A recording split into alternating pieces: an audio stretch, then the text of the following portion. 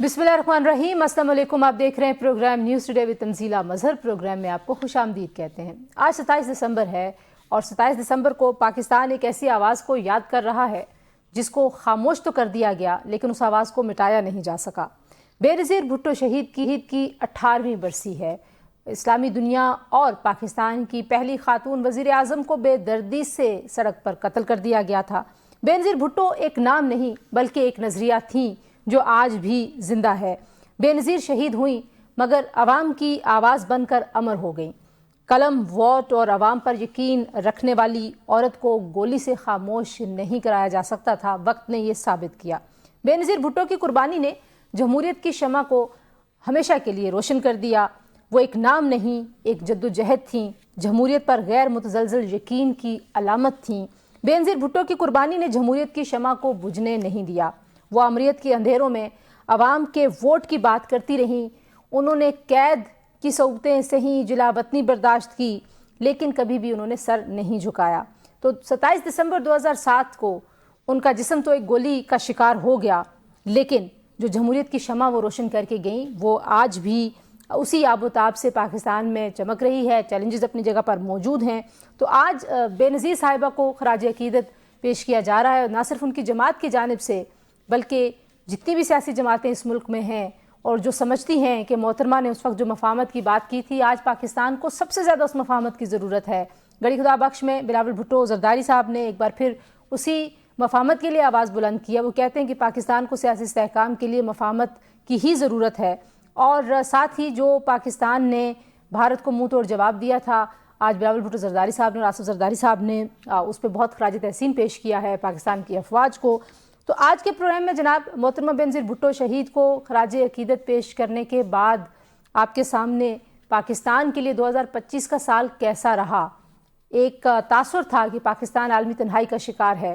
भारत की जो लॉबीज़ थी, भारत का जो झूठ था, भारत का जो प्रोपेगेंडा था, उसने पाकिस्तान को बदनाम करने के लिए कोई कसर नहीं छोड़ी। लेकिन मई की जंग में जब भारत का पाकिस्तान से सामना हुआ और जो मुंह तोड़ जवाब पाकिस्तान ने भारत को दिया, उसके बाद कामयाबियों का एक तसलसल है जो आज तक जारी है। इन कामयाबियों में सियासी कामयाबियां हैं, सफारती कामयाबियां हैं, दिफाई कामयाबियां हैं, लेकिन ग्लोबल इमेज पाकिस्तान का बहाल हुआ है। पाकिस्तान से नहीं ये बात हो रही बल्कि दुनिया के जो मोतबर तरीन जरीदे हैं वो पाकिस्तान की इस क्रेडिबिलिटी की बहाली की बात कर रहे हैं। पाकिस्तान को एक स्ट्रेटेजिक पार्टनर के तौर पर देखा जा रहा है। पाकिस्तान को एक स्टेबलाइजर नेशन के तौर पर देखा जा रहा है। फील्ड मार्शल आसिम मुनीर साहब की शख्सियत को लेके इन जरीदों में जो मज़ामीन लिखे जा रहे हैं वो भी बड़े अहम हैं। इस साल की जब कामयाबियों की और चैलेंजेस की बात करते हैं तो फिर हम इकॉनमी कैसी रही पाकिस्तान के लिए, क्या ये ग्रोथ का जो ख्वाब है वो कभी पूरा होगा और हम जो मुआशी इस्लाहात करना चाहते हैं वो कर पाएंगे। आज के प्रोग्राम में कुछ उसका जायज़ा भी हम आपके सामने रखेंगे। और आखिर में गज़ा, जहाँ पे मज़ाहमत जारी रही, गज़ा के अवाम ने ऐसे सब्र का, ऐसी इस्तकामत का मुजाहरा किया जिसकी शायद ही कहीं कोई मिसाल मिलती है। और जो जुल्म व बर्बरियत के सामने इस खामोशी से और सब्र से डटी हुई अवाम है, उनको भी आज हम खराज तहसीन पेश करेंगे। और जो गज़ा की ताज़ा तरीन सूरत हाल है, जंगबंदी के बावजूद वहाँ पर बहरान ख़त्म नहीं हुआ, उस बहरान का अहाता भी आज के प्रोग्राम में हम आपके सामने रखेंगे। जनाब, सबसे पहले प्रोग्राम के हिस्से में हमें ज्वाइन कर रहे हैं जनरल रिटायर्ड जाहिद महमूद, जो दिफाई तजियाकार हैं, और उनके साथ मौजूद हैं साबिक सफ़ीर जौहर सलीम साहब। और प्रोग्राम के दूसरे हिस्से में मारूफ माहिर मुआशियात हारून शरीफ साहब हमारे साथ मौजूद होंगे। प्रोग्राम के आखिरी हिस्से में जलाल अल-फराह जो तर्जुमान है गज़ा के, वो हमें ज्वाइन करेंगे। जन साहब, गुफ्तगू का आगाज़ मैं आपसे करना चाहूँगी। ज़ाहिर है एक बड़ा तासुर था पाकिस्तान के हवाले से और बहुत दुनिया जो है वो इंडोसेंट्रिक एक अप्रोच रखती थी। इंडिया के तनाजुर में ही पाकिस्तान को परखा और जांचा जाता था। कितना बड़ा साल था ये 2025 और कैसे ये टर्न अराउंड किया पाकिस्तान ने? जी, बिस्मिल्लाहिर्रहमानिर्रहीम। Tanzila, thank you very much for the invite. और एक्सीलेंसी एम्बेसडर जौहर साहब को मेरा बहुत सलाम। देखिए, पाकिस्तान को बिल्कुल इंडिया से अलग पैमाने पर परखा जा रहा था। 2005-06 के बाद जब इंडिया और यूएस का सिविल न्यूक्लियर डील हुई तो उस वक्त ही पाकिस्तान को इंडिया के साथ या इंडिया के प्रिज्म से या पाकिस्तान को डी लिंक कर दिया गया था। और पाकिस्तान को ज्यादातर ट्रीट जो था खासतौर पे अमेरिका की तरफ से और वेस्ट की तरफ से وہ جو ایف پیک پالیسی تھی اوباما کے ٹائم پہ، تو آپ کو افغانستان سیکیورٹی ریلیٹڈ اور وار آن ٹیررزم، ایکسٹریمزم، وائلنٹ ایکسٹریمزم، انہی آلوں سے جانچا جا رہا تھا، آپ کو سکویز بھی کیا جاتا تھا، اور پورا ایک انٹرنیشنل انوائرمنٹ کریٹ کی جاتی تھی to facilitate the policy capitulation on nuclear. Of course Pakistan being a Muslim country pressure تھا، رہا ہے ہمیشہ، اور اس کے علاوہ کشمیر کے اوپر پالیسی کیپچولیشن، اور انڈیا کو سپورٹ کیا گیا. پھر انڈیا کا جو رول تھا انڈو پیسفک میں، سو کالڈ، جو اس نے ازیوم کیا ہوا تھا اور شریڈ اپنے آپ کو شو کیا ہوا تھا کہ جی میں تو نیٹ سیکیورٹی پرووائڈر ہوں، تو اسی کے پرزم سے دیکھا جاتا تھا. 2025 ٹرن دا ٹیبل جی. پاکستان اگر آپ دیکھیں تو پہلگام کی ایک رات پہلے تک آپریشن جب انہوں نے سندور لانچ کیا، تو ایک رات پہلے تک we were nowhere in the story of the world جی. ہم سٹیج پہ کہیں بھی نہیں تھے، اور وائس پریزیڈنٹ امریکہ تو ہے جے ڈی وینس جو ہے، وہ بتا رہے تھے کہ جی this is a conflict between India and Pakistan, جو 4 days وار ہوئی ہے. تو اس کے بعد پھر آپ نے دیکھا کہ کس طریقے سے اسٹریٹجک چیزیں ٹرن راؤنڈ ہوئی، and with in hours of our response, military response جو ہے، اس نے پھر ایک انوائرمنٹ کریٹ کی. اور یہ 4 دن کے مارکے حق نے جو نوشن آف وکٹری لکھا، تو I think that has brought reintegration of Pakistan into international diplomacy. بالکل، یہاں پہ ذرا رکیے گا، یہاں ذرا رکیے گا. آپ کہہ رہے ہیں کہ ری انٹیگریشن ہوئی. امبیسڈر صاحب، ظاہر ہے پاکستان کی جو کریڈیبلٹی بحال ہوئی اور جو ٹرسٹ ہوا، وہ صرف مغربی دنیا کا نہیں تھا، خلیجی ممالک کو بھی اب پاکستان جو ہے وہاں پہ ایک اسٹریٹجک پارٹنر کے طور پر دیکھا جا رہا ہے. ہمارا ڈیفنس پیکٹ ہوا سعودی عرب کے ساتھ. تو آپ کو لگتا ہے کہ مئی کی جنگ کے بعد جو ہمیں سفارتی کامیابیاں ملی ہیں، وہ بنیادی طور پر جو پاکستان کے حوالے سے ایک غلط پرسیپشن کریٹ کی گئی تھی، جو ایک تاثر بنایا ہوا تھا بھارتی لابیز نے، وہ زائل ہوا تو پاکستان کا چہرہ دنیا کو نظر آنا شروع ہو گیا؟ سب سے پہلے تو خیر it's always a pleasure general صاحب کے ساتھ جو ہے نا، ہم اکثر بہت سے پروگرام میں اکٹھے ہوتے ہیں، اور انہوں نے بڑا اچھا اوور ویو دیا. یہ بالکل صحیح ہے کہ 2025 میں دیکھیں پاکستان کی جو ڈپلومیٹک پرومیننس ہے، ایک تو وہ بہت زیادہ عیاں ہے اس وقت پوری دنیا پہ. اب اس میں دیکھیں اس تعلقات خطے کے اندر ہی، بے شک وہ بنگلہ دیش ہو یا باقی ممالک ہوں، ان کے ساتھ ایک دم سی چینج آیا اس میں. خطے سے باہر اگر ہم تھوڑا سا نکلیں جو ہے جی سی سی کنٹریز کی طرف، تو ان کے ساتھ بہت ہی ہمارے برادرانہ اور مستحکم ہے، کیونکہ اس میں اور بھی ہم نے دیکھا کہ دونوں طرف سے بہت ہی زیادہ جو وزٹس ہوئی اتنی زیادہ، اور وہ جو قیمت کے مجلس کو اسٹرینتھن کریں، جو ایس ایم ڈی اے ہوا سعودی عرب کے ساتھ بہت قابل ذکر ہے.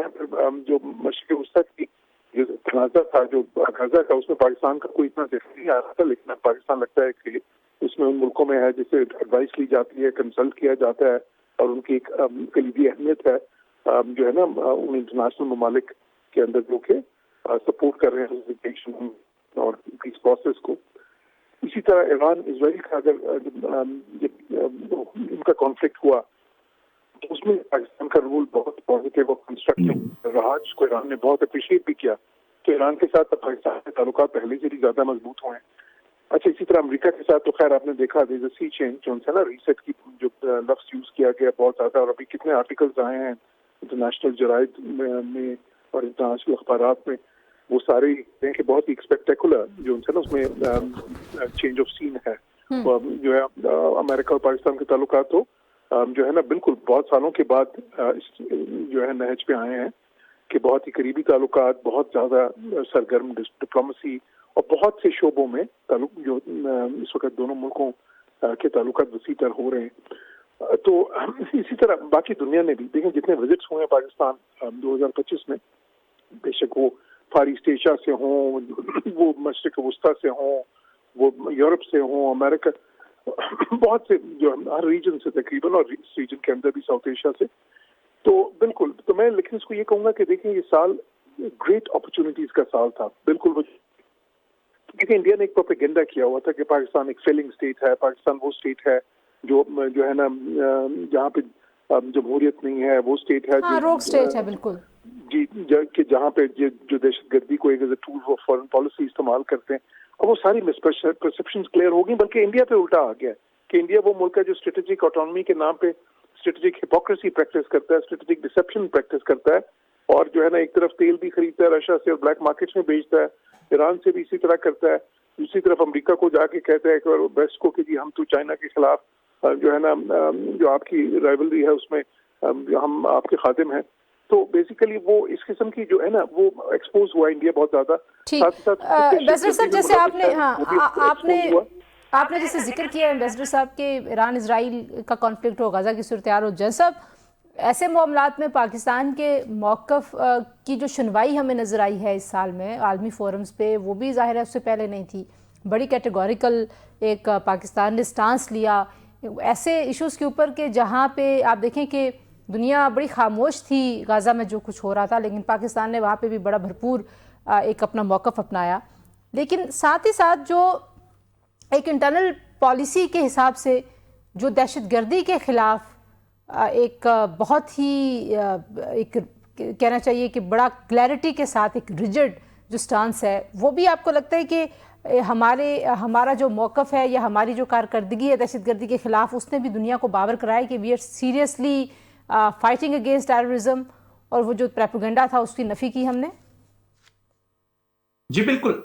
देखिए, प्रोपेगेंडा तो पाकिस्तान के हमेशा इसी प्रोपेगेंडा का नुकसान हुआ जो इंडिया ने किया कि जी पाकिस्तान के लिंकेजेस हैं विद वायलेंट एक्सट्रीमिज्म और टेररिज्म के साथ पूरी वर्ल्ड में, और इसी शरेड मैसेज को लेके वो आगे चल रहे थे और पूरी दुनिया को उन्होंने एक इम्प्रेशन पाकिस्तान के मुतालिक यही बनाया हुआ था।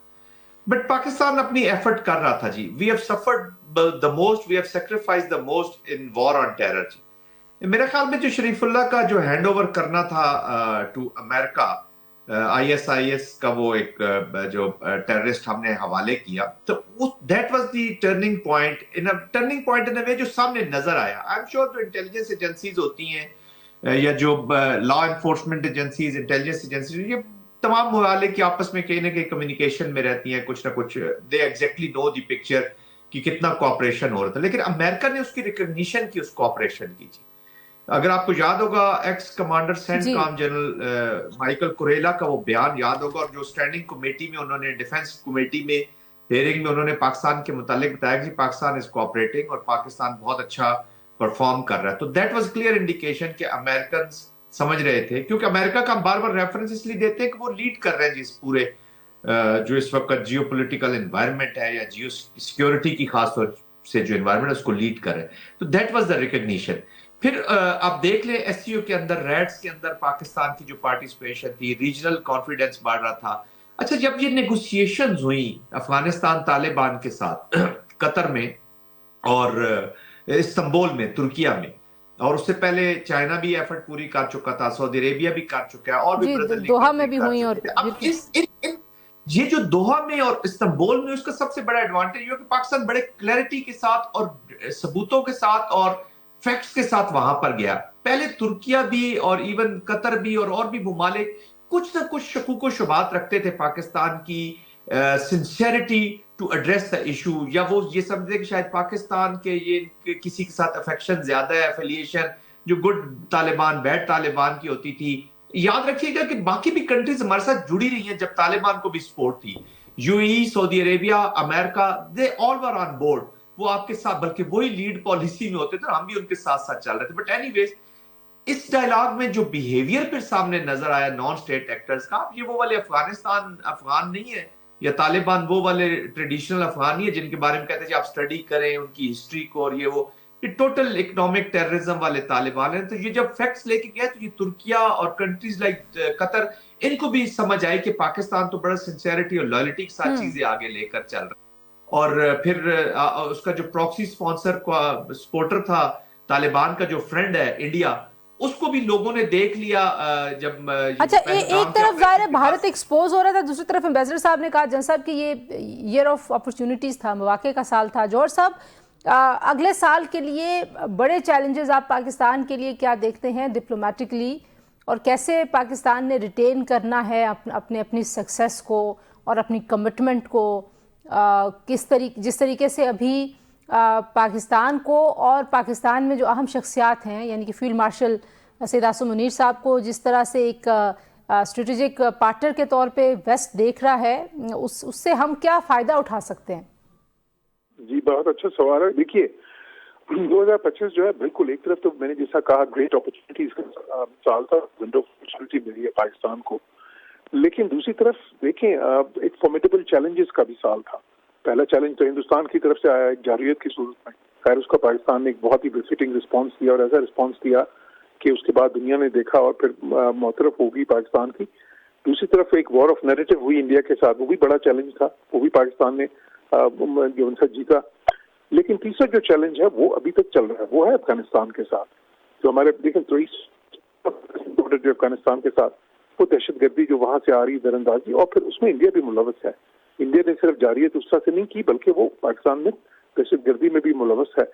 वो जो चैलेंज है वो जरा ज्यादा मुश्किल है, एक इंड्योरिंग चैलेंज है। तो एक तो जाहिर है कि उसके लिए जो है ना, और उसके लिए हमारे पास जो अर्रे ऑफ जो है ना, हमारे पास मीन्स हैं, मिसाल के तौर पे काइनेटिक मीन्स हैं, हमारे पास ट्रेड और इकोनॉमिक मीन्स हैं, डिप्लोमेटिक मीन्स हैं, उसमें बायलैटरल डिप्लोमेसी भी आती है, रीजनल डिप्लोमेसी भी आती है, उसमें यूएन बेस्ड इंटरनेशनल डिप्लोमेसी भी आती है। तो वो सारी रेपर्टोयर हमने यूज करना है, और आगे वो हमारा एक जो है ना एक आजमाइश उसमें अभी चल रही है। दूसरी तरफ जो दूसरा पहलू आपने इसका जिक्र किया कि हम किस तरह से इंश्योर करें कि जो इतनी ज्यादा पाकिस्तान को सफारती महाज पे इतनी कामयाबियां हुई हैं, तो उनको किस तरह से मतलब हम सस्टेन करें, सस्टेनेबल कैसे हो और उसको फायदा कैसे उठाएं।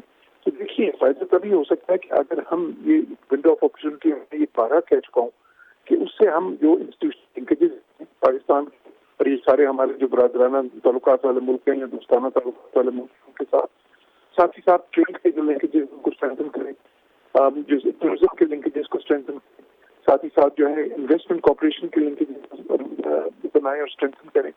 फिर उसके अलावा साइंस और टेक्नोलॉजी जो है इन शोबों में, एजुकेशनल में बहुत सारे ठीक है। जज साहब आपसे भी मैं ये सवाल करना चाहूंगी कि कैसे हम इसको ये जो कंटिन्यूटी ऑफ सक्सेस है ये आएंगे, और कैसे अगला साल आप देखते हैं, क्या बड़े चैलेंजेस हैं? देखिए आपने फ्यूचर के जो चैलेंजेस हैं वो पाकिस्तान के जो सलीम साहब जैसे फरमा रहे हैं कि इन ऑल डोमेन्स तो रहेंगी। चैलेंजिंग क्या जी, इवॉल्विंग प्रोसेस होता है, आपने हर साल आगे बढ़ना होता है। I think peace with in is very important for the achievement of peace without.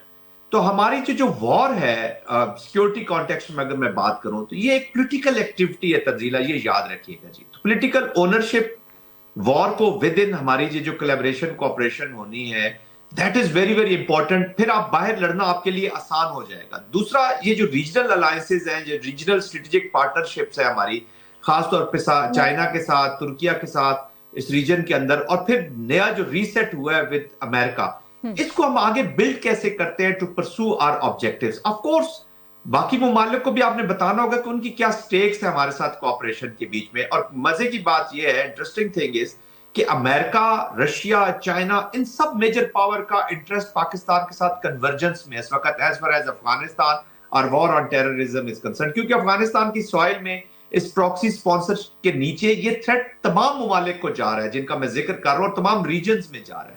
तो हमें उन कन्वर्जेंसेस के ऊपर बिल्ड करना है, पॉलिटिकल ओनरशिप देनी है वॉर को। War is a political activity, military उसका 30 to 40% एक उसका हिस्सा है जो रिस्पॉन्ड अपना कर रहा है और करेगा, और they will perform in future also.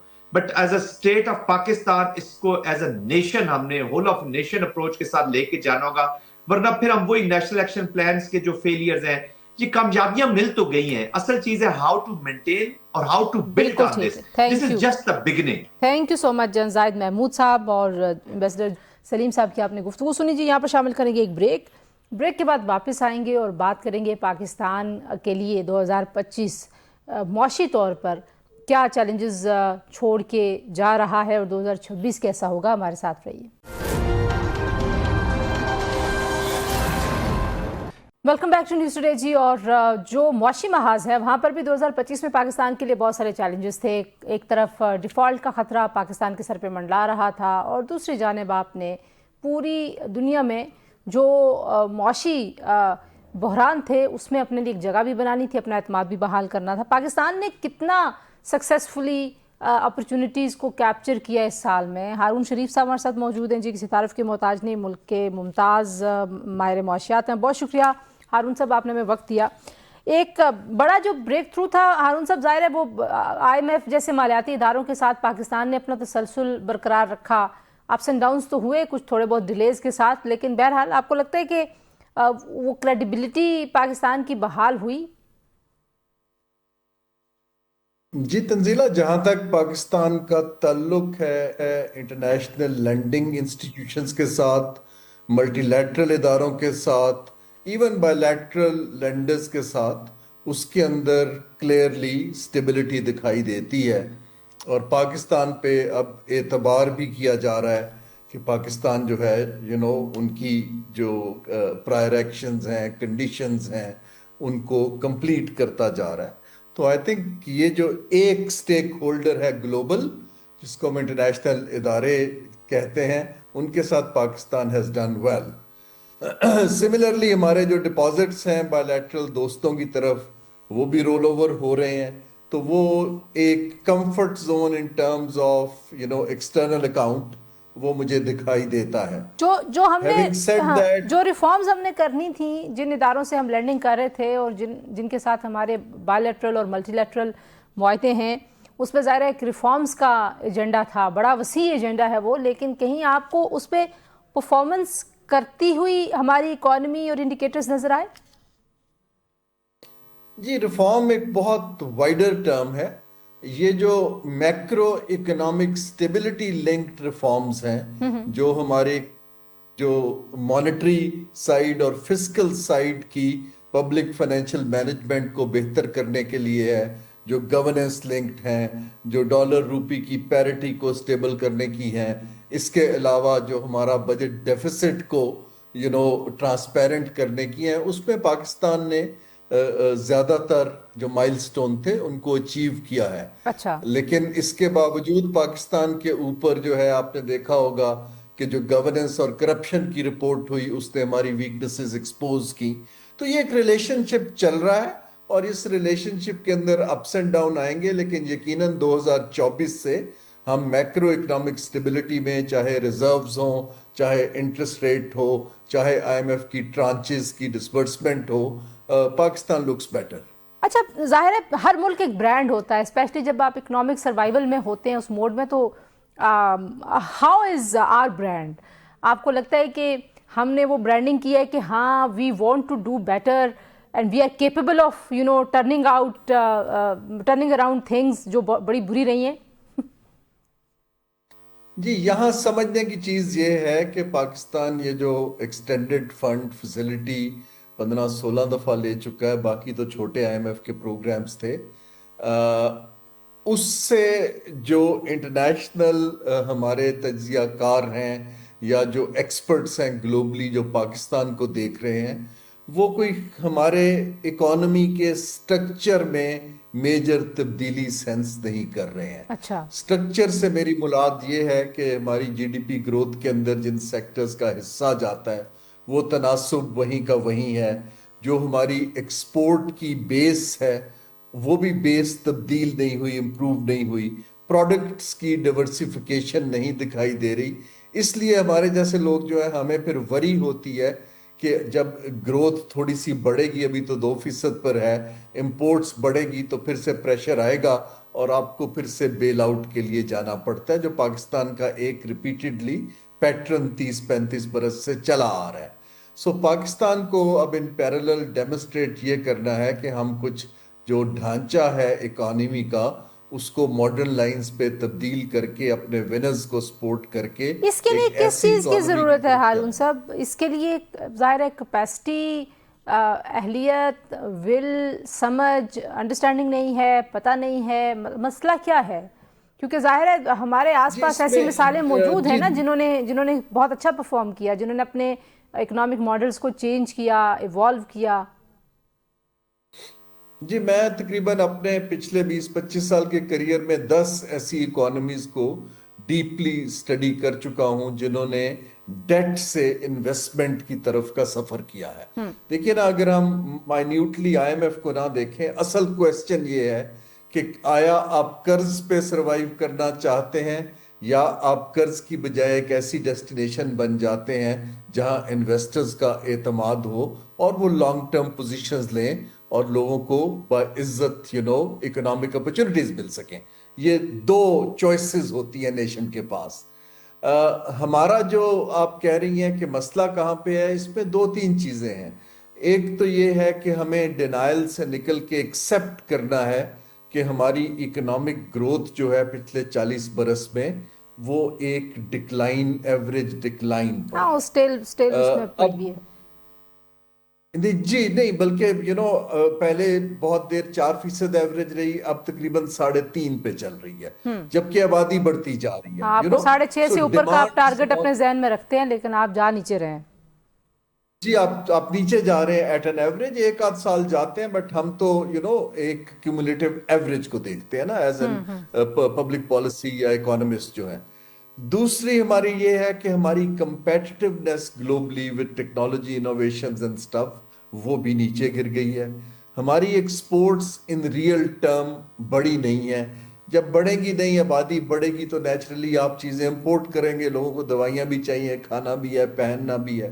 اب یہ چیلنج کو ڈیل کرنے کے لیے میں نے اب پاکستان کو 3-4 لینزز سے دیکھا ہے. جی میں یہی پوچھ رہی تھی کہ فلاسفیکلی تو ظاہر ہے آپ لوگ اس کے ایڈوکیٹ رہے ہیں، تو لیکن آپ کو لگتا ہے کہ وہ جی آپ کو لگتا ہے گڈ بیڈ طالبان والا حساب یہاں پہ بھی ہوگا؟ جی ہے بالکل. انفارچونیٹلی دیکھیے، میں جب کیبنٹ کمیٹی کی میٹنگز میں بیٹھتا تھا تو بہت سے وزیر مجھے کہتے تھے کہ جی اس کو بیچ کے کچھ پیسے کما لیں. میں انہیں کہتا تھا یہ مسئلہ پیسے کمانے کا نہیں ہے، یہ مسئلہ ایک پالیسی شفٹ کا ہے کہ آپ نے آیا basic core functions of government پہ کانسنٹریٹ کرنا ہے کہ آپ نے کمپنیاں چلانی ہیں. صحیح. سو ابھی جو یہ لاس میکنگ کا بہت سے لوگوں نے آرگومنٹ دیا ہے وہ میری سمجھ سے باہر ہے. دیکھیں، اگر آپ نے کمپنیاں نہیں چلانی تو پھر تو پروفٹیبل ہیں، ان کو پہلے بیچیے تاکہ 4 پیسے بھی آئیں اور آپ کا ٹائم بچے. لیکن اگر صرف آپ لاس میکنگ بیچنا چاہتے ہیں، اس کا مطلب ہے پالیسی کی کنفیوژن پریویلز کہ you don't want to let go the assets which you have in commercial terms. So ابھی ہماری ریاست نے یہ فیصلہ نہیں کیا، آپ سمجھتے ہیں کلیئرٹی کے ساتھ کہ state has no business to do business? جی نظر نہیں آتا، لیکن یہ بڑی اچھی چیز ہے کہ ایک آغاز تو ہوا نا جی، ایک بڑی آپ نے ڈیل کر کے دکھائی ہے. اب اللہ کرے کہ یہ ڈیل کامیاب ہو جائے تاکہ لوگوں کا اعتبار بڑھے انشاءاللہ. تھینک یو سو مچ ہارون شریف صاحب. ہمیں وقت جی شامل کریں گے ایک بریک کے بعد واپس آئیں گے، بات کریں گے کچھ غزہ کے لیے 2025 کیسا سال رہا. ہمارے ساتھ رہیے. پروگرام میں ایک بار پھر آپ کو خوش آمدید کہتے ہیں. جو پروگرام کے آخری حصے میں بات کریں گے غزہ کی صورتحال کے حوالے سے. 2025 عالمی ضمیر کے امتحان کا سال تھا، اور اس عالمی ضمیر نے جو فیصلے کیے، غزہ کے عوام کی مشکلات کم ہوئی یا نہیں، اس حوالے سے بات کرنے کے لیے جلال الفراز صاحب جو کہ ترجمان ہیں غزہ کے، بہت شکریہ جلال صاحب، آپ نے ہمیں جوائن کیا. بہت کچھ ہوا 2025 میں، جنگ بندی ہوئی عالمی طور پر، اب ایک امن وہاں پہ ایک امن کا پروسیس چلانے کے لیے بھی کوششیں ہو رہی ہیں. آپ کیا دیکھتے ہیں کہ اس سال میں واقعی وہ ریلیف ملا جو بڑی بڑی ہیڈ لائنز میں نظر آیا؟ جی بہت شکریہ محترمہ. دیکھیے کہ ریلیف ملنا تو دور کی بات ہے. اس وقت جو غزہ کے عوام کی حالت ہے وہ میرے خیال میں 2 سال 1 مہینہ کا جو جنگ رہا ہے اس سے بھی زیادہ عذاب میں مبتلا ہے. جنگ بندی کے بعد میں آج کی تاریخ کی بات کر رہا ہوں، جو آج میرے خیال 27 دسمبر ہے نا. اول تو فرق اتنا ہے کہ جو جنگ کی شدت میں تھی، جو جنگ کی شدت تھی اس میں کمی آئی ہے. جو بمباری لگاتار چلتی تھی وہ اس میں کمی آئی ہیں. اب یہ ہے کہ وقفہ کہیں نہ کہیں بمباری ہوتی ہے. ٹھیک ہے. ٹارگٹ کلنگ ابھی جب میں آپ کے پاس حاضر ہو رہا تھا تو 3 لوگ شہید ہوئے ہیں خان یونس شہر کے اندر ہے، ٹارگٹ کلنگ میں ہے، اسرائیل نے کی. اچھا، جو سب سے بڑی اس وقت پریشانی کن کی بات ہے، جو سب سے بڑی معاملات اس وقت غزہ کے اندر، وہ یہ ہے اتنی شدید سردی. جی، سردی کے اندر لوگوں کے پاس نہ ہی چھت نہ ہی 4 دیوار ہے، لوگ اپنے خیموں میں ڈوب رہے ہیں. غذا کی قلت، دوائیوں کی قلت. مقصد میں یہ آپ کو بتاؤں وہی ہے جنگ کا جو 2 سال 1 مہینہ کا جو چلا ہے اور ابھی کا جو صورت حال ہے، کوئی اس میں اتنا زیادہ فرق نہیں ہے. باقی عالمی ضمیر کی جو آپ نے ذکر کیا، عالمی ضمیر تو ابھی تک جاگا ہی نہیں ہے. اب دیکھیں سیز فائر نفذ العمل ہوا کب؟ 10 اکتوبر کو. ریلیف کی کیا صورتحال ہے؟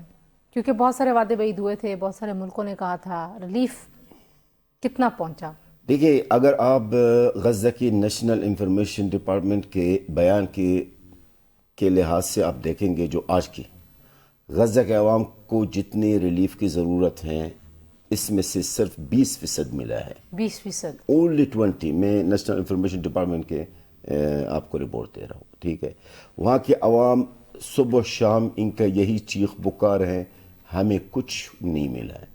یار میں سمجھ میں نہیں آ مجھے ایک بات سمجھ میں نہیں آ رہا اس وقت. آپ یقین کریں میرے بہن، غزہ کے عوام کا حالت دیکھ کر بدتر بھی میں کہتا ہوں کہ کتنی سردی ہے، کتنا بارش ہے، اور بارش سردی دونوں، اور لوگ، اور عمارتیں تقریباً وہاں پہ تباہ ہیں. کچھ بھی نہیں ہے. عمارتیں کہاں بچی اس وقت؟ غزہ کا عوام تقریباً 75% لوگ جو ہے وہ خیموں میں ہے نا، اور نام کی خیمے. اور وہ کون سے خیمے ہیں؟ جو آج سے 2 سال پہلے ان کو ملی ہے. آپ کو پتہ 2 سال سے تقریباً امداد وہاں پر تو نہیں جا سکتے تھے. یہ وہی خیمے ہیں جو آج سے 2 سال. یہ امیجن کر لیں، میں ہر پروگرام میں ایک یہ کہتا ہوں یار کوئی امیجن کر لیں کہ وہ خیمے میں بیٹھا ہوا ہو، خیمے میں اوپر سے شدید بارش اور ٹھنڈی ہوا، سردی، اور ان کے بچے ان کے ساتھ خیموں میں کچڑ میں زخمی کی حالت میں. ذرا یہ بات آپ امیجن کر لیں. کوئی انسان، کوئی ماں یا کوئی باپ اپنے بچوں کو اس حالت میں دیکھ کر کون برداشت کر سکتا ہے؟ باقی عالمی یہ جو جنگ بندی ہوئی اس کے بعد پھر خاموشی کیوں ہو گئی؟ وہ جتنی ایکٹیویٹی تھی، صدر ٹرمپ اور باقی ملک جتنے ایکٹیو تھے، کیا اس میں یہ میڈیا کا قصور ہے جی. اول تو غزہ کے اندر صحافیوں کو آپ کو پتا ہے کہ صحافی غزہ کے اندر اکثریت ان کو شہید کر دیا گیا ہے. جو کوریج ہو رہی تھی پہلے اب وہ کوریج نہیں ہے. جیسا بڑے بڑے جو چینلز کے صحافی تھے، رپورٹرز ہیں غزہ کے اندر، ان کو تو شہید کیا گیا ہے. 300 کے قریب شہادتیں ہوئی ہے نا صحافیوں کے. ابھی مجھے جیسا میں اپنی بات کروں، میری 5 موبائلوں میں مجھے اپڈیٹس لمحہ بلمحہ ملتے ہیں کہ غزہ میں کیا ہو رہا ہے. یقین کریں ہمیں تو محسوس نہیں ہو رہا ہے کہ غزہ میں جنگ بند ہوا ہے. لوگوں کا چیخ پکار ابھی تک آسمان تک جا رہا ہے. کیا کرنا چاہیے؟ کیونکہ ظاہر ہے ہم ایک اور سال میں داخل ہونے والے ہیں، ایک اور سال گزر جائے گا. جنگ سے جو تباہی ہوئی ہے انفراسٹرکچر، اس کو بحالی میں کوئی کہہ رہا ہے 50 سال شاید لگ جائیں گے. تو تب تک غزہ کی عوام کیا کریں گے؟ کرنا کیا چاہیے؟ دیکھیں محترمہ، ہر ملک کو پتا ہوتا کہ مجھے کیا کرنا چاہیے. ہر ملک کے پاس کوئی نہ کوئی پاور ہے، کوئی نہ کوئی کارڈ ہے جو وہ استعمال تو کر سکتا ہے نا. امریکہ کے اوپر دباؤ ڈال لے، اسرائیل کے اوپر دباؤ ڈالے کہ واقعی میں جنگ بند کریں، اور غزہ کے عوام کا جو امداد ہے اس میں رکاوٹ نہ بنے. امت مسلمہ کا ضمیر کو جاگنا چاہیے. میں تو یہی کہوں گا، آپ نے سوال کیا، اب ساتھ ساتھ یہ بھی آپ کو بتاتا چلو، اور بتانا بھی مناسب سمجھتا ہوں، صرف اس 2025 میں الحمدللہ غزہ کے عوام کی جو ثابت قدمی اور صبر اور استقامت کی سب سے بڑی نشانی، آج میں خوشخبری آپ امت مسلمہ کو دے دوں کہ 500 بچوں نے قرآن پاک حفظ کی ہے. اس جنگ کے اندر، اس موت کے اندر، اس بھوک کے اندر، اس پیاس کے اندر، اس تباہی کے اندر میرے بچے 500 بچے، کل کی بات ہے، ایک تقریب تھا غزہ کے اندر ہے جس میں 500 بچوں نے قرآن حفظ کیا ہے سن 2025 میں. اب کیا سوال آپ نے کیا ہے، میں اس کا جواب میں یہ بھی دوسرا حصہ جواب کا کہ کیا کرنا چاہیے، امت مسلمہ کو کرنا چاہیے. میں دوسروں سے مانگنا تو بات کی بات ہے، ابھی امت مسلمہ ان کو کچھ کرنا ہوگا، ورنہ سب کچھ ختم ہو جائے گا. غزہ میں جو لوگ بچے ہیں وہ تو ویسے غزہ تباہ ہو چکا ہے. لوگ کوئی کہتے ہیں کہ 20 سال لگے گا، 30 سال لگے گا. میری خیال میں غزہ کے اگر ری بلڈ اسپیڈ میں کر دیا جائے پھر بھی 20 سال سے 25 سال سے کم نہیں ہے. جو ام فوج کا ہے سلسلہ، اس میں آپ کو لگتا ہے کہ وہ ایک ایسی انیبلنگ انوائرمنٹ بن سکتی ہے کہ حالات ذرا بہتری کی طرف چلا جائے؟ بڑا اچھا سوال کیا. اور میں آپ جو اپنے لفظ کہا امن کا فوج، اگر واقعی میں وہ امن کا فوج ہے، یہ جو انٹرنیشنل اسٹیبلائزیشن جو فورسز کا بھیجنے کی باتیں ہو رہی ہے، اگر واقعی وہ امن قائم کرنے کے لیے یا امن قائم رکھنے کے لیے جا رہے ہیں تو غزہ کے عوام کو تو ضرورت ہے. میں آج غزہ کا بیٹا ہوں آپ کا سامنے، میں تو کہتا ہوں یس میری عوام کو تحفظ کی ضرورت ہے، لیکن سوال کیا یہ انٹرنیشنل اسٹیبلائزیشن فورسز اسی ٹارگٹ کے لیے بھیجا جا رہا ہے ان کو کہ واقعی میں وہاں پر امن قائم کرنے کے لیے، یا غزہ میں حماس کو ڈس آرم اور کرنے کے لیے بھیجا جا رہا ہے، یا غزہ کے عوام کی مزید قتل عام کرنے کے لیے بھیجا جا رہا ہے، یا جو اسرائیل کر نہیں سکا 2 سال میں وہ ان سے کروانے کے لیے ان کو وہاں پر بھیج دیا جا رہا ہے. بالکل ہمیں ضرورت ہے غزہ کے عوام کو تحفظ کی ضرورت ہے، لیکن اگر نیت یہی ہو کہ یہ اسٹیبلائزیشن فورسز ہیں اور لیکن میں ایک جملہ کہوں گا پلیز. میں ISF جو انٹرنیشنل فورسز ہے، اگر وہ اس ٹارگٹ کے لیے، اس مینڈیٹ کے لیے جا رہے ہیں کہ جی ہم حماس کو ڈسارم کریں گے اور غزہ کے عوام کی قتل عام کریں گے، تو میں آج ان کو یہ خوش خبریں دیتا ہوں، آپ زندہ اپنا ملک واپس نہیں جائیں گے، آپ تابوت میں لاش واپس چلی جائیں گے. تو بس جنگ مطلب پھر اگر ایسا ہوا تو جنگ پھر کبھی ختم نہیں ہوگی. بہت شکریہ جلال الفراز صاحب جی، آپ نے گفتگو سنی. غزہ کے عوام کی مشکلات ہم بھی دنیا تک پہنچانے کی کوشش کرتے رہتے ہیں تاکہ دنیا کا ضمیر جاگے، اور وہاں پہ جو ریلیف کا بالخصوص غذا اور ادویات اور ظاہر رہائشی جتنی بھی وہاں پہ فیسلٹیز اب ہیں نہیں، اسپتال ہے نہیں، اسکول ہے نہیں، تو اس پروسیس کے اوپر سب سے زیادہ توجہ ہونی چاہیے. آج کے لیے اتنا ہے جی، انشاءاللہ اگلے پروگرام میں آپ سے ملاقات ہوگی اگلے سال. زندگی رہی. اللہ حافظ.